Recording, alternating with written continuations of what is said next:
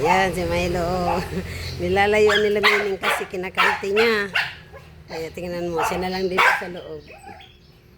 Yan, ang kulit mo kasi. Oh, lumabas. Lumabas tuloy si Miming.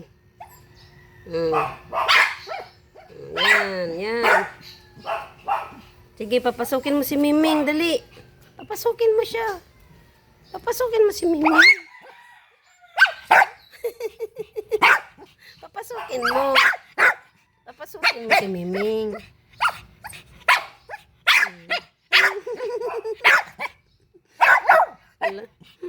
Wawa naman Milo. Yan. Nakante niya kasi. Ayos na ng bangs mo para makita ang mata mo. Yan. Ayan, Miming.